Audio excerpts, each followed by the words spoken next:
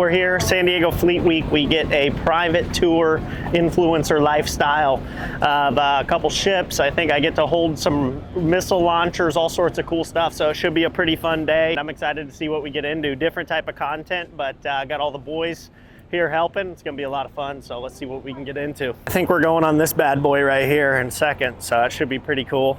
Looks like we got a helo up there. Maybe we'll hop in it and take flight. It probably wouldn't end well, but we'll see how it goes.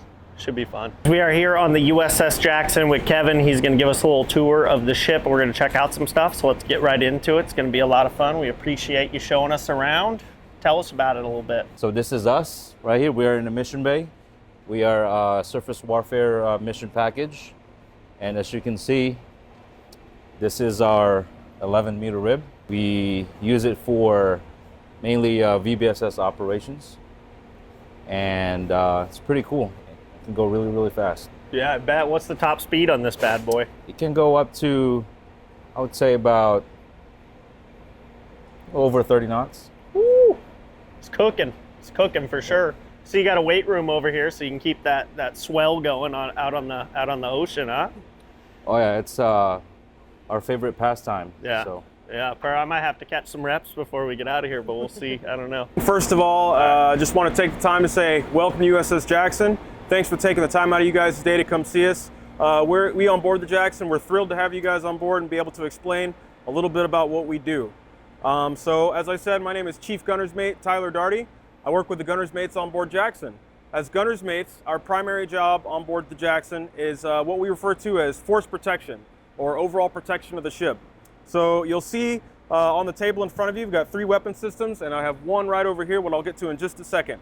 So generally with weapons, our job as Gunner's Mates is we're in charge of maintaining them, cleaning them, and being subject matter experts with them, knowing how to shoot them.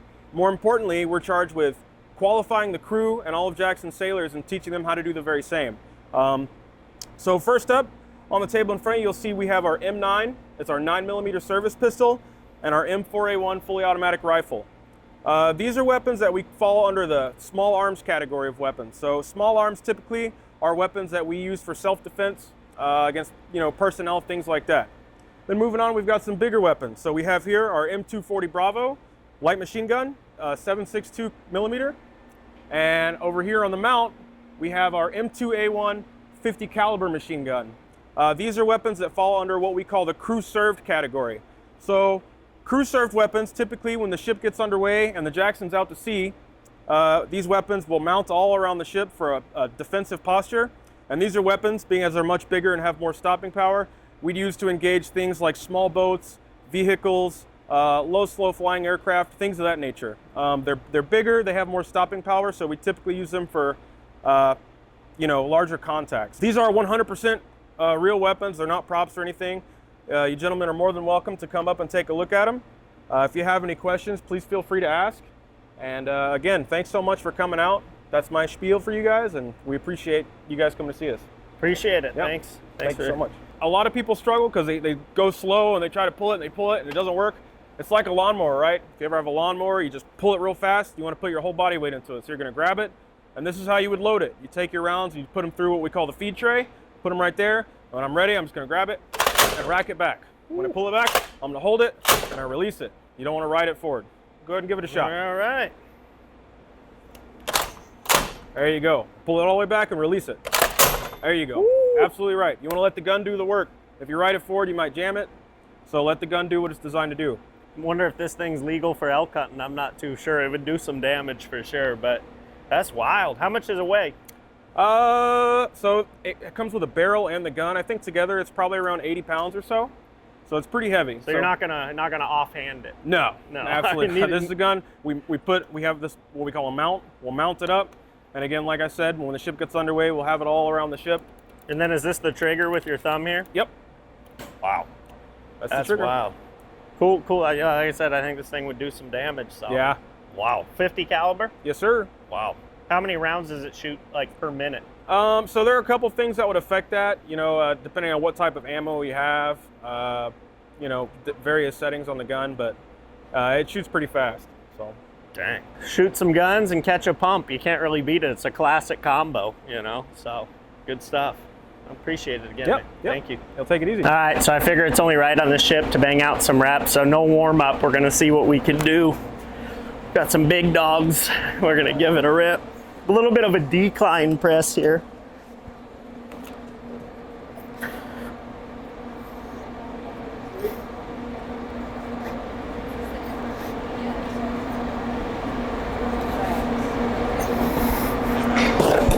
Perfect form, you know. Let's keep it moving. Sorry, Galley. Come on in. Like MTV, welcome to my crowd. This is our dishwasher. Right now, he's in the middle of cooking right now, so. Yeah. You know. How many people do y'all cook for?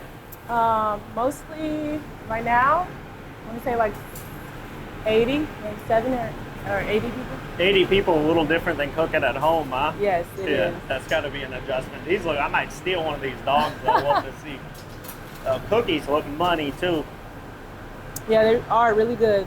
They're Yeah. requested a lot. Yeah. So. What's your favorite? What's the overall like crew's favorite food generally? What's like the main item? Pretty much like a lot of stuff that we make. I would say breakfast. I think they like breakfast a lot. There we go. Like breakfast.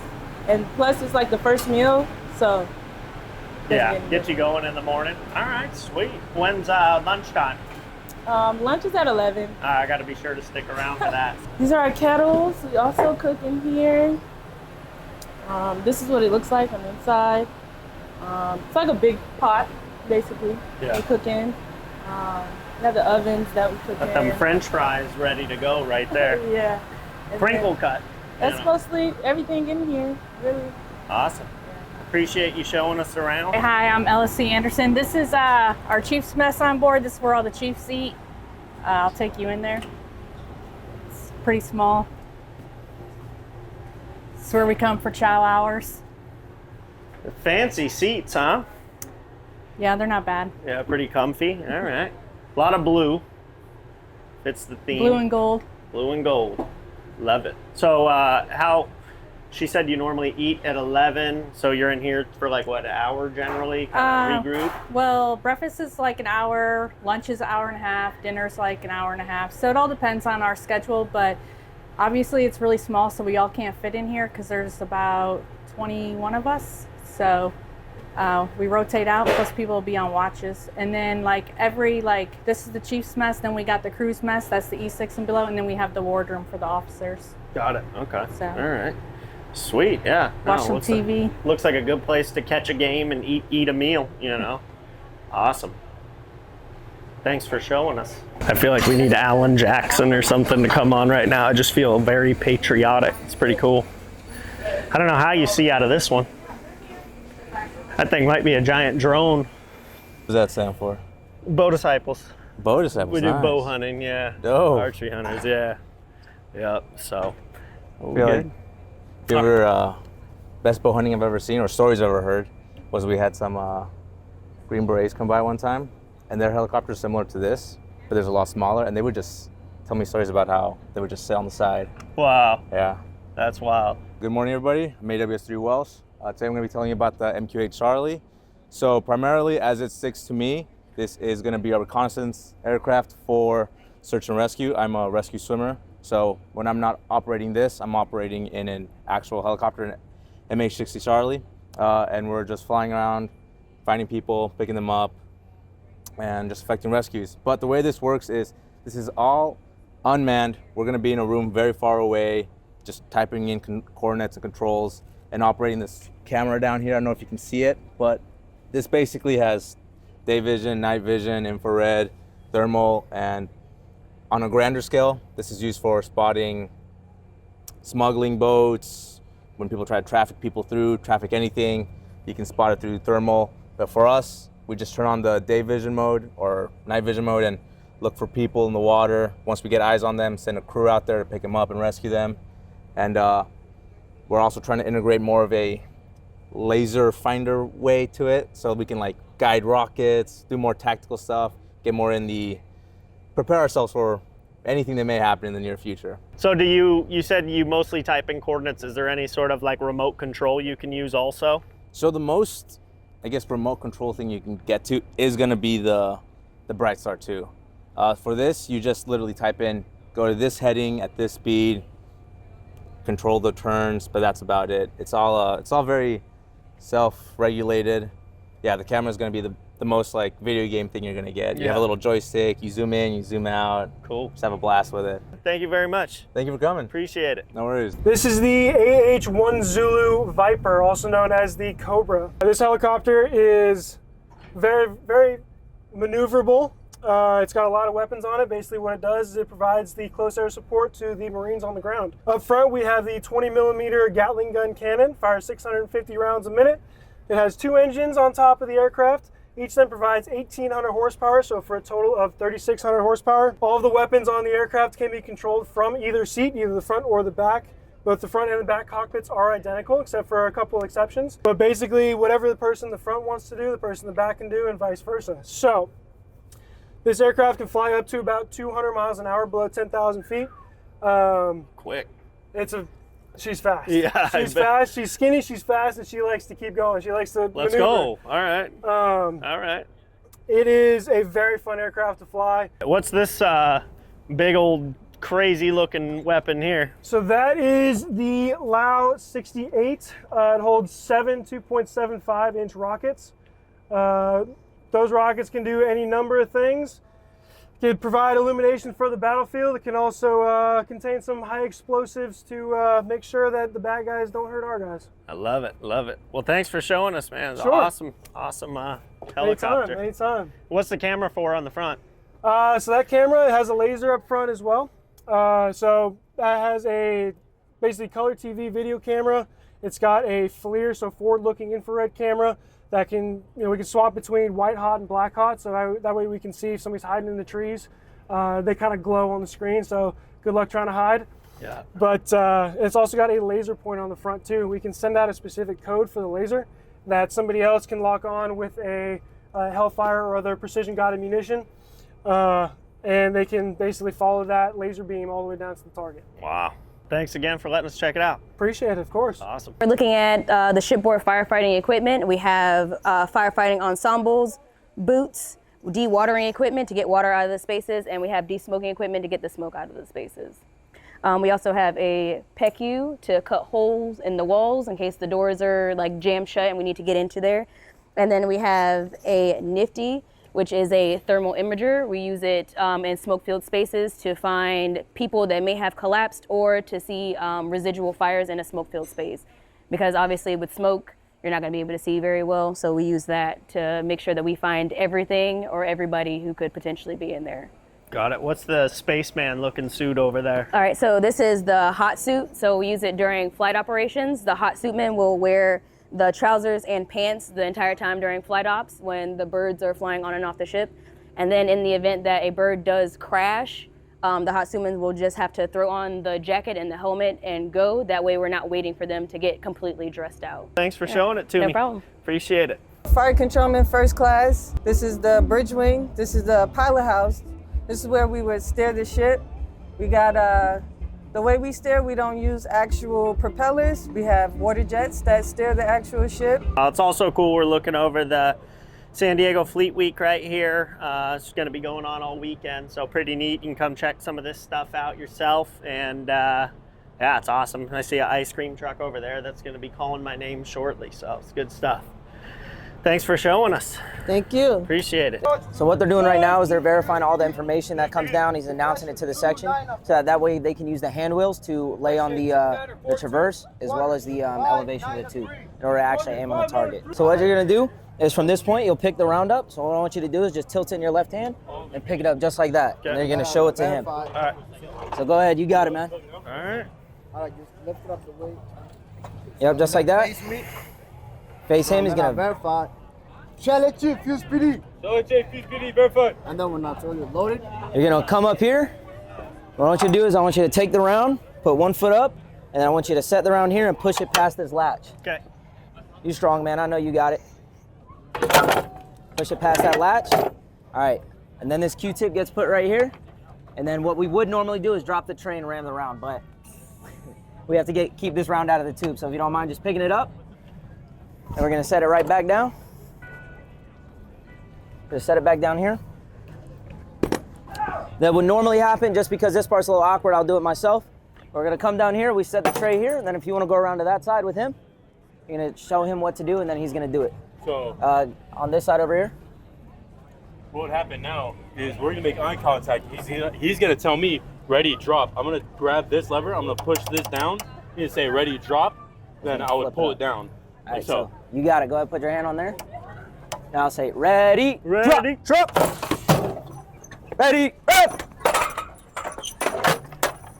You got it? I let it go. All right, so then he's gonna load the propellants. Trust to hotel, I see red. And then when you hear I see red, you flip it back up. So go ahead. You flip it back up. He's gonna close. He's gonna close it. Open it back up. Open it back up. And if you want to come around to this side. Let's go, Charlie. 1, 2, 3. Here, step down, Thompson.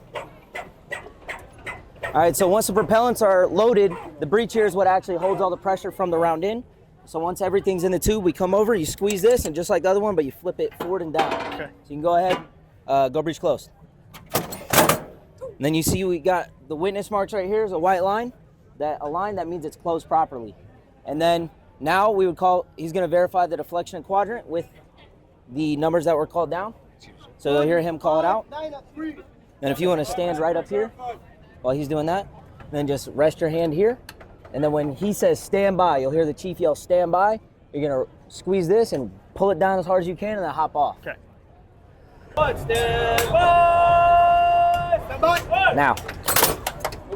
Fire! Boom, that's what actually shoots it. So that's how we run through it. All right, Thompson, you got it.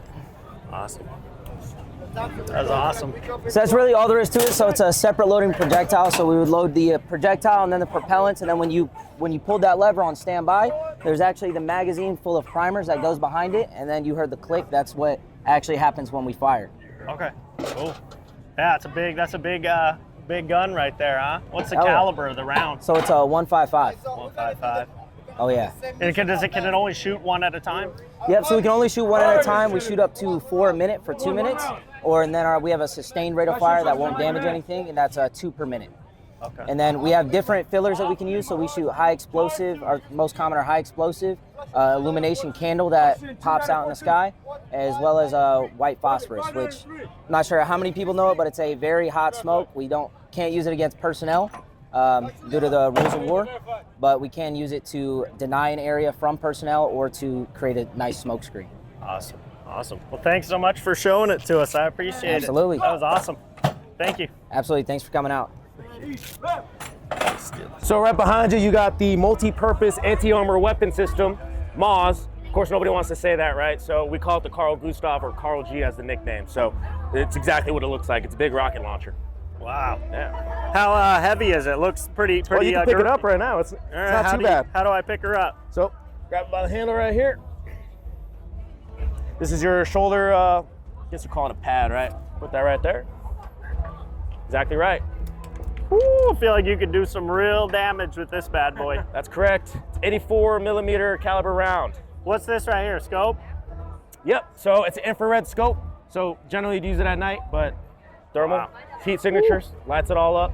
Damn, that's cool. Yeah, it's not too heavy. No, it's, well, imagine it is when it has a round in it. Let's put the round in, it gets a little back heavy. So that's why you need two Marines to operate this weapon system. You ever let her fly off the hip or what? Off the hip? I don't know about that one. So generally we shoot it from a kneeling position or the prone, but maybe we'll get a little crazy one day. All right. Thanks for letting me check it out. Yeah, no problem. Between your legs here. Okay. Then one arm and the other arm. Zip it up.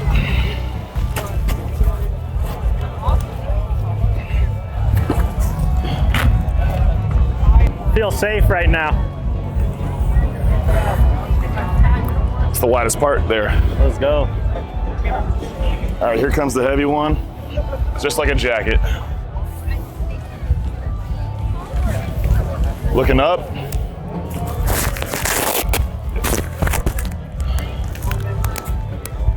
Comes. There you go. Arms up. I feel like the Michelin man right now. All right, we're all good here. Boom. This is all Kevlar, and then the hard parts are ceramic plating. it's keeping you from protecting you mainly from blast waves from an explosion. So you can have a block or 1.25 pounds of C4 go off about 2 feet in front of you, and in theory, you should be good. Hopefully you don't have to test it out in real life though. But yeah, so right now I'm gonna have you get down on one knee, just like this. And then 2 knees. And then fall forward. Now push up. Let's get 10 push-ups at you, man. 1, 2, 3, 4, 5, 6, 7, 8, 9, 10. All right, onto your face. Now, not done yet. Roll on over. All right. Oh, I lost the helmet. Oh no. All right, roll over again.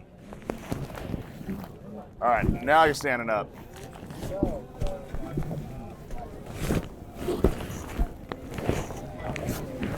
All right, man. Bulky. Feeling good? Looking good? Yeah. All right. Sir. Tell me what we're doing. I see a robot here. What's going on with this? Yeah, so this is one of our tools that we use to stay safer. We stay uprange and away from the problem. So we've got a little challenge here for you. All right. You're gonna see if you can pick up that block and put it into our green box, and you'll be rewarded with a sticker. Let's if go. you're able to succeed. All right, so some quick instructions for you. This is we're gonna drive forwards and backwards. If you want to start using the arm, the manipulator, you press this button here, and that lets you start to manipulate this guy. So you can get a feel for it. We're gonna keep you in the slow mode for now, but. All right, how do I drive it forward? So you're gonna go back to this mode. Okay. And then start you can just the forward, yep, on that guy. All right. Oh, geez. You got lots of ability.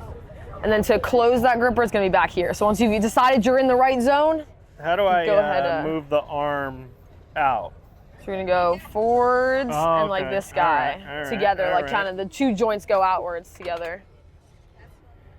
How do I open the arms? Yep, back here. So that'll close it, and this will open it. Open it. I'll reset you. I'll reset you, don't worry. And then I'd recommend going for the cement, not the little metal part. The metal part can be hard to grab. Nice.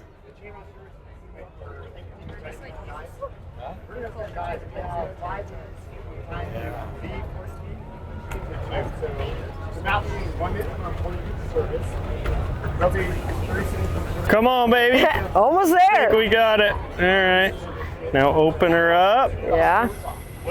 And there you go. Look Back at you. Got Very a sticker, own boys. Dive Let's Navy go. sticker Let's for go. him. Appreciate that. Yeah, Let's yeah, go. of course. Good work. What kind You're of a speed? natural. What kind of speed can it go on high? Yeah, on high can get up to 3.5 miles per hour. The slow mode, you're stopping at like 0.69 miles per hour. But when you do, you can go up to the fast mode. You see the little rabbit in the corner, and then she can really fly. She cooking. All right. So yeah, she can move You're a when little you better, need to. You're a little better at it than me. I've got a couple more reps. I don't know about that. All right, all right. But yeah, we'll bring her back what's the over deal here. with this suit right here? Yeah, so the suit, like we talked about, the robot is something that's going to keep us away from the problem. If it becomes something that the robot can't handle anymore, the suit's something we can put on so that if we do make that approach, we're going to be safer than if we weren't. All right, cool. And then I see we got a diver over here. Yeah, we've got some divers. So that's the awesome thing about Navy EOD is after the other branches, we all go through the same EOD school together, and then they graduate and we stay for an extra 3 months to do our underwater training. So we can dive on mines, we can neutralize threats underwater. So that's a big part of our job as well. So yeah, we've got people in the tank right now. You can go ahead and play some tic-tac-toe against them if you want. Let's do it. Let's Heck do it. yeah. Flash now. He's taking yeah, it's open. Oh, you guys good? Thank you for your time. There's a way that you can go to get off and get it. Looks like we got the old Cats game, you know? That's wild, though. Oh my goodness! That actually felt nice. It's tasty out here, so you know. But yeah, so we'll, this obviously is not like low magnetic. You can see the bubbles coming out. So when we do dive on the mines, we've got our Mark 16s, which is a rebreather, so it doesn't let out any bubbles. It's low magnetic signature, so that actually allows us to dive on those mines that could actuate with any of those additional signatures. How long can you stay underwater in the suit before you run out of air? So this one, again, this is surface applied. That's the great thing. This air is coming from a big bank. It's a long time that you can stay under the water here. When we're on like our scuba or our Mark 16, those are just single bottles and stuff like that. Those ones have limited times depending on your depth. Awesome. Well, thanks for showing us Yeah, around. I yeah, of appreciate it. course. Thanks Yeah, so sorry much. got you a little wet. No but- worries. It felt great. So thank you Heck very yeah. much. Yeah, of course. Wow, deputy.